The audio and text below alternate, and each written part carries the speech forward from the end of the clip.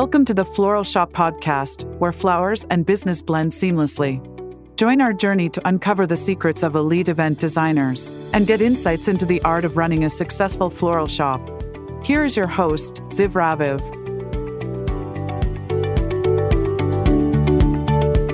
Hello and welcome to the Floral Shop podcast. Today with me is Nic Faitos, all the way from New York. His business is Starbright NYC, and he's managing his business remotely for a big chunk of the year. And I'm super curious to interview him today. Hello, Nic. How are you? I'm doing great. How are you, Ziv? Great. Thank you. So you've been around in this industry for a while and got yourself managing a business that grew and made a significant impact in New York City. Tell me a little bit about your journey. Well, my heart is in marketing, and I've always enjoyed building and creating something that's new, something that's exciting, something that's sexy, one might say. And Starbright was born out of a passion to try to do something different in the floral industry, with a focus on great customer service, a focus on creating friendships with clients.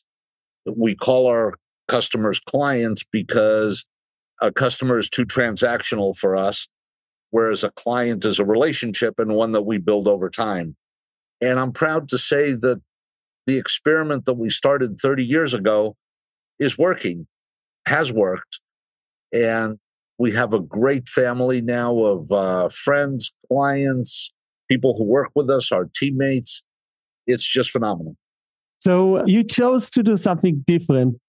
Most of the florists, they think about the business as you'll have a space that you open where people can walk in and buy the bouquet, and they'll have an occasional wedding and they'll have people call them. But you chose to focus on something else. Tell me more about what you actually are focusing on mostly. Well, we started, and really it's still the core of our business, by serving corporate and institutional clients. And what I mean by that is having an outbound marketing approach, reaching out to corporations, big and small, in vertical markets of all types, and building relationships with those clients.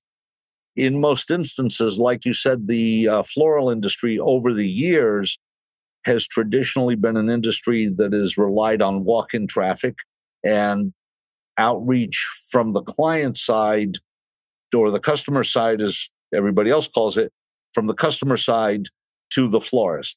Well, we literally flipped that relationship, where our goal was to develop an environment where the florists did the outreach and said, hey, here I am, and I'm here to serve you. And my dedication is to the type of business that you have, not the other way around. And really what we do is we go in, we talk to our clients, we build relationships with them, we ask a lot of questions, we try to find out what it is that their needs are, and then try to find a way to fill their needs with our services, with our products, and with the diversity of the environment that Starbright offers. So that actually is a big difference in terms of the buying window, right? When someone walks into your shop and says, my wife has a birthday, that's the buying window. He's now open for business. He's now ready to buy. You can't really call that one person to, let's say, 6 months later and ask him, does your wife has a birthday? Do you need any flowers? It's not the buying window yet. But how do you actually overcome that problem with your outbound approach, where someone might not actually need you right now?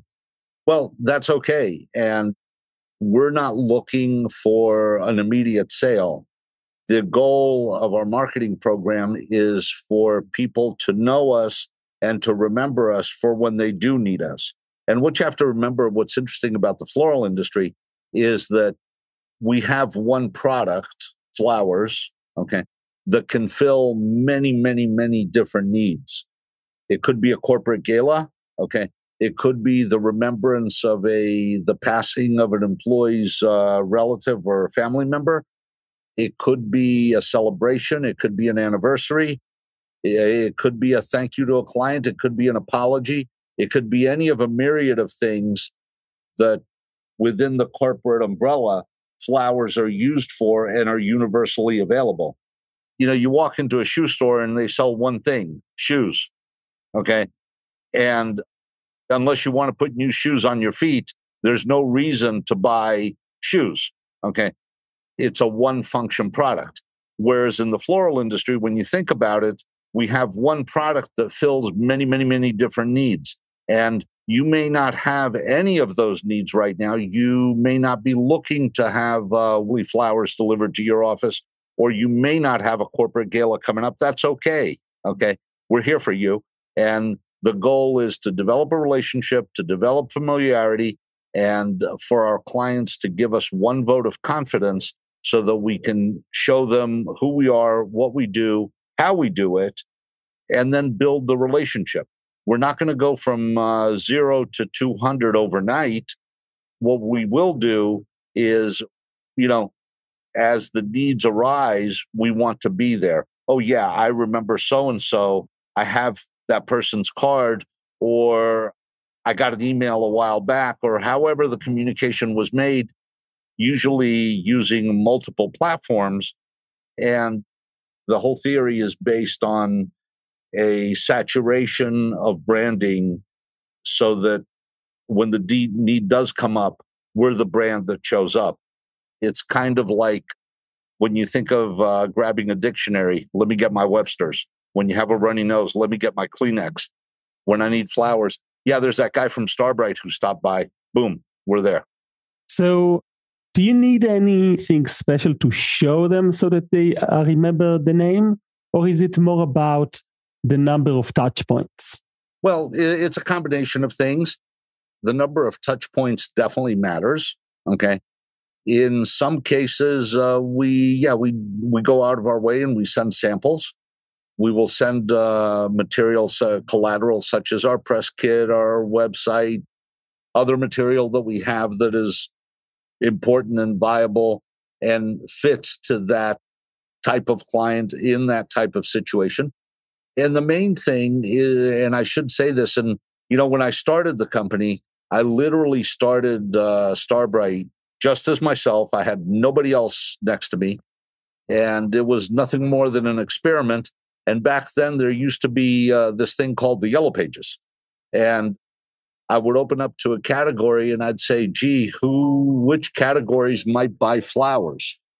So back when I first started, there was this thing called the Yellow Pages. I don't see much of them around anymore, but I would open the Yellow Pages to a category and I would say, gosh, what category of businesses might buy flowers more than others?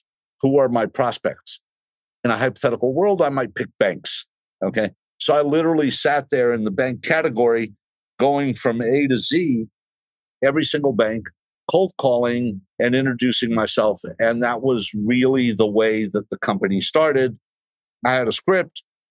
Sometimes it worked, sometimes it didn't, but it worked often enough that it made a difference.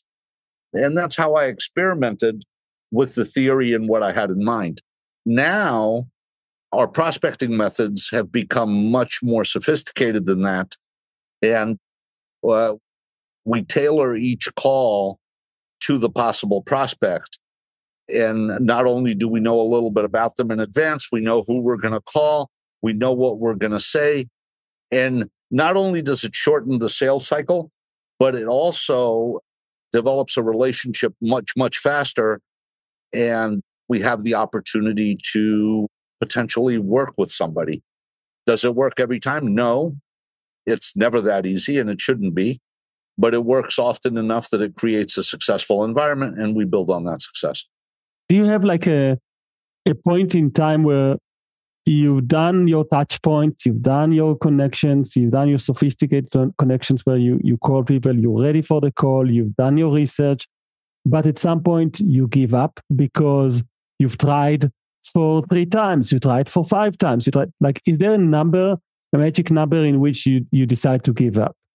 Not necessarily, and I'm not so sure that it would fall into the category of a frequency, okay, as much as it would a vibe.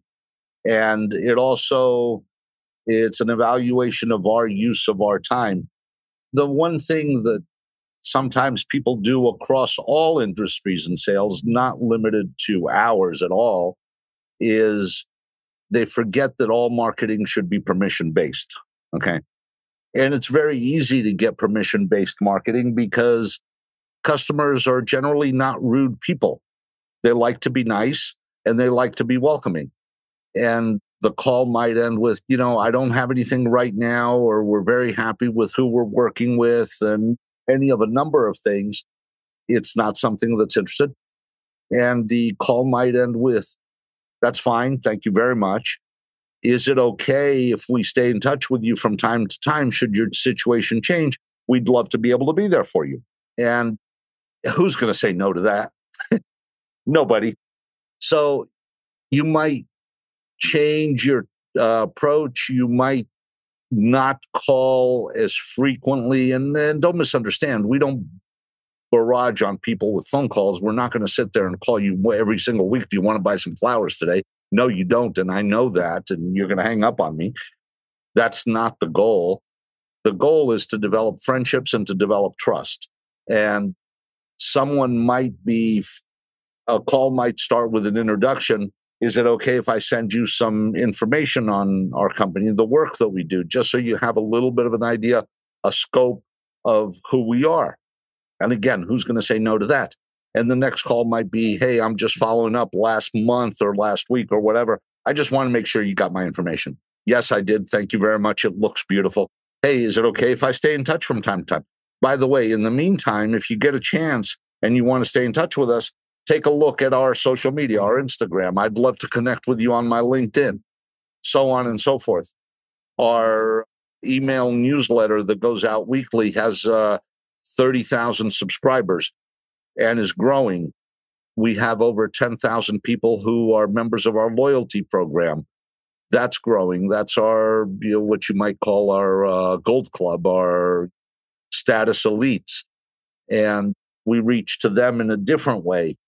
So, it's a combination of methods, and it's a constant outreach to make sure that when someone thinks of flowers, the branding is Starbright.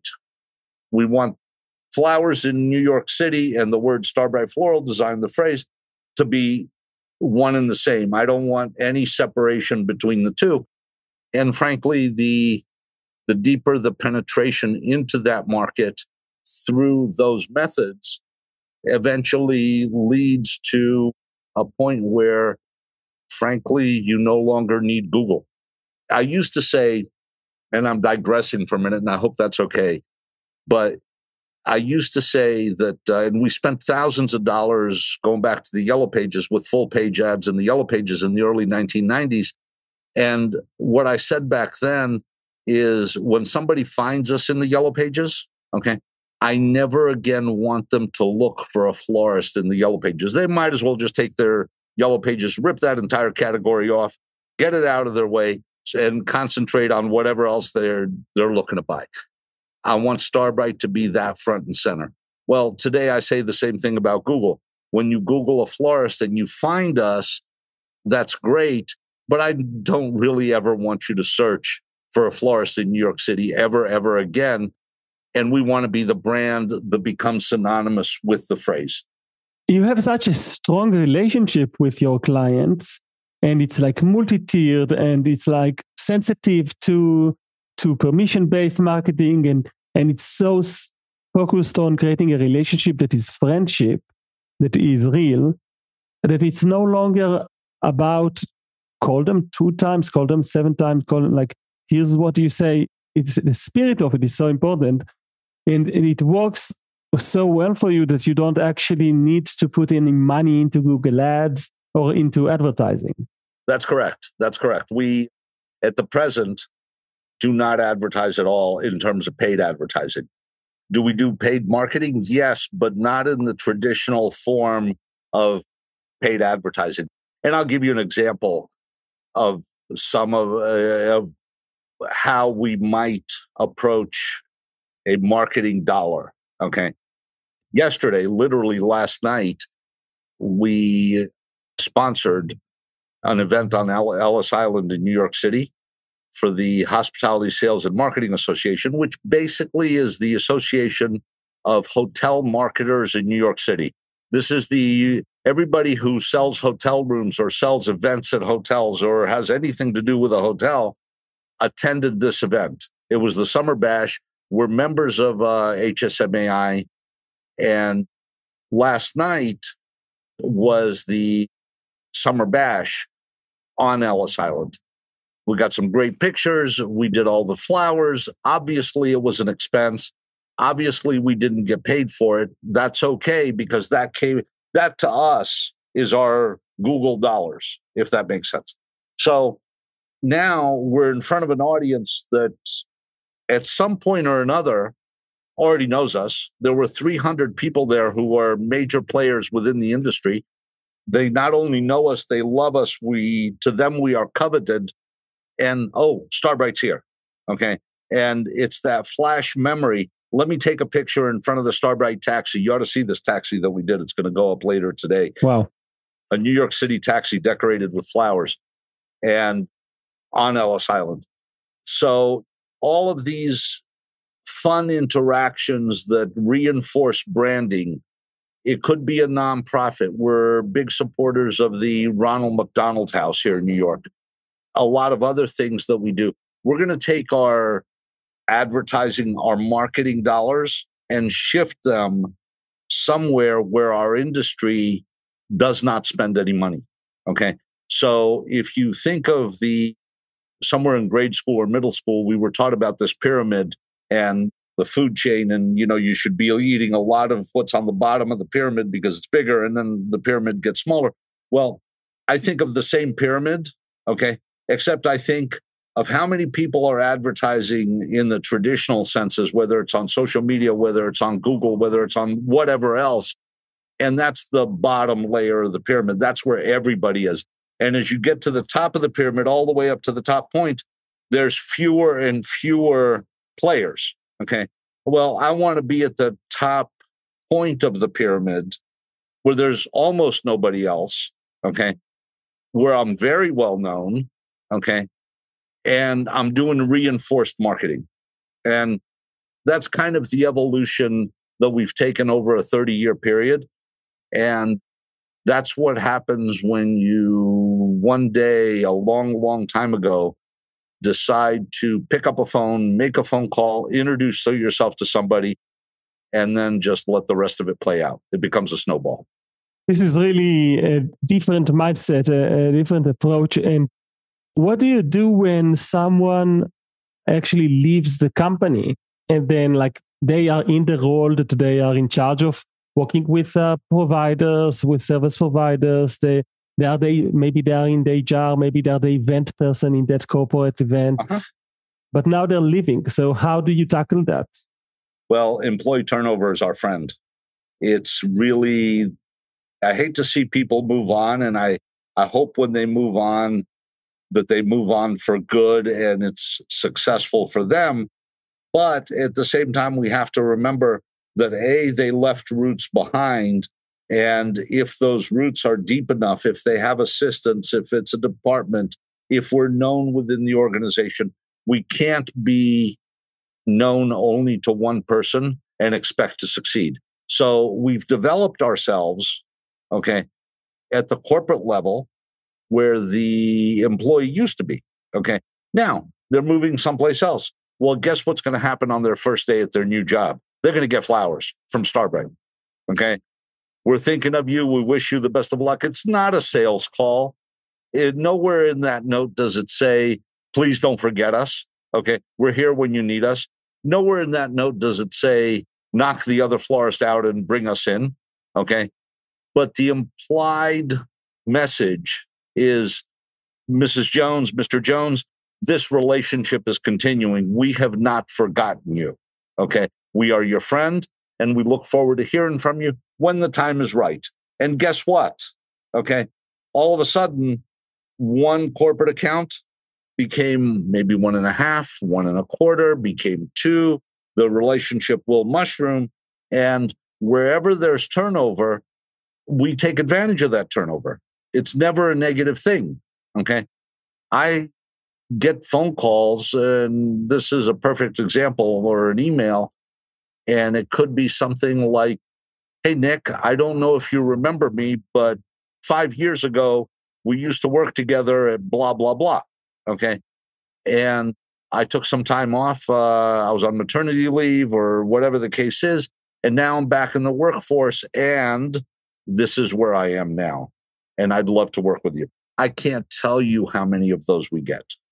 And it's to think of a client, okay, you've made such an impact on because of your quality customer service, your genuine care for the person you're talking to, for everything that you do. When you have a client that will reach out and is going to come to you 5 years later and say, I don't know if you remember me, okay, that's pretty powerful. Yeah. You know, that means you've done something right. Exactly. So turnover happens, and we're not against it. What do you think about bots? There's as soon as you look at your phone for a day, you can count like 4 to 20 calls that are automatic and are not human, and eventually, like, it can really hurt the tunnel, like for someone like you, because people are already afraid to answer their phone. Well, how do you actually overcome that? Well, we have a unique position within the industry, okay, within any industry, in that if I'm calling you, and let's say you have a gatekeeper who's answering the phone for you, okay, and let's say that person is screening your calls, okay, yes, can I tell Ziv who's calling, please? Yeah, can you just let him know that it's Nick from Starbright? We're a flower shop here in New York City. Shut up. Don't say another word. Immediately, the gatekeeper thinks that this is a personal call. Okay. What flower shop would ever be calling for Ziv, okay, and have something to sell? Okay. It's a flag. Maybe he placed an order. Maybe you want to check on the card message. Maybe the credit card got declined. Maybe he's receiving flowers from somebody. These are all things that the gatekeeper in general would not ask. Okay. And therefore, the conversation while we're on hold might go something like, excuse me, Ziv, there's a florist on the phone that wants to talk to you. Well, Ziv's intrigued. Why is a florist calling me? Somebody's about to make my day. So the act of calling becomes very, very easy when you are very subtle, when there's no salesmanship involved, and you don't get on the phone and sound like a used car salesman, to use a stereotype, or a life insurance salesman. And when you get on the phone, you're not asking for somebody to make a purchase now. Okay.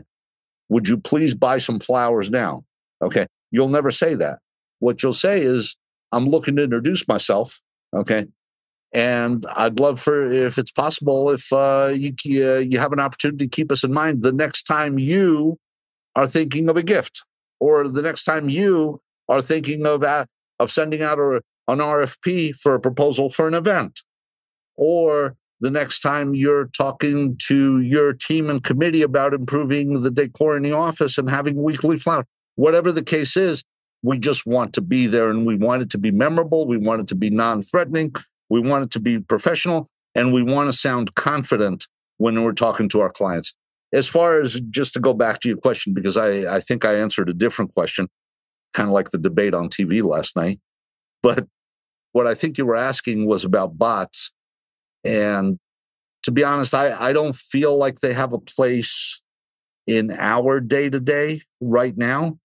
Are they a good solution to problems in certain industries? Possibly, but I can tell you from experience that when I call American Express about my credit cards, first of all, I would rather chat, with American Express specifically, because I think they have a great chat program. I would rather chat with them than call them. The wait time is much longer. I get the answers that I want, and I don't have to fight to understand the person on the other end of the line because God knows what part of the world they're in. So chats are great. However, as soon as I come on, I have a option. The bot throws us in. Can you tell me about your issue, A, B, or C? And then D is talk to a representative. And that's great that American Express puts that D in about talk to a representative, because no matter if the bot can solve it for me or not, I want to chat with a real human. So I immediately choose D, and within 30 seconds, 90 seconds, whatever the time is, it's not a lot, I get through to a human and I get a conversation. Well, I want that friction point to be as eliminated as possible early in the conversation with anybody at Starbright. And really what I'm trying to do is eliminate all friction points so that our customers feel that not only do they get great customer service on the front end, but, and this is a phrase that we repeat early, often, and constantly at Starbright, is that how can somebody who is that good at serving the customer, the sender of the flowers, how can somebody that's that proficient, that professional, that high quality, how can someone like that send ugly or dead flowers? Impossible. So we want to transition a feeling to go from the confidence that you're talking to somebody that's a human, that understands what you're looking for, that understands your needs, that understands where you are. And we wanted that to transfer all the way through to where by the time they hang up on the phone, they say something like, I'm in California, I'm sending flowers to New York. I'm not going to get to really see those flowers, but I have no doubt that they're going to be beautiful. Wow. Nic, you have this unique ability to see people through this lens where you actually care about them, you actually create a relationship with them instead of wanting to sell to them. And I really love this conversation. Unfortunately, we got to the end of our time today for this call, but it's been such an amazing, rich and deep conversation with a lot of ideas to spark motivation in the listener. There's a story about Nike that they sent one of their directors to this lonely island for a week of vacation. And at the end of the vacation, the CEO talked with the director and asked him, how was the vacation? And he said, it was really amazing. Thank you so much for sending me. But we will never need to open a shop there in that island because everyone are barefoot. And then they sent a second director to the same island for a week. And at the end of the vacation, the CEO asked the director, well, how was their vacation? And he said, we gotta send someone over to open up a shop there. Everyone are barefoot, right? And you, Nic, are the type of person that sees a need in people instead of assuming they don't need you. You see the opportunity for a relationship, and you go where no other florists have gone before. Just very, very motivating. Thank you so much for sharing this story with us, Nic.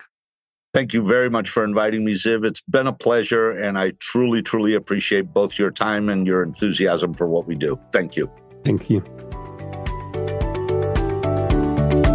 Thanks for tuning into the Floral Shop podcast. For more floral resources and stories, visit our website, floralshoppodcast.com, or step into our school at floralshopacademy.com. Don't forget to subscribe for our next flowery adventure. Keep blooming until we meet again.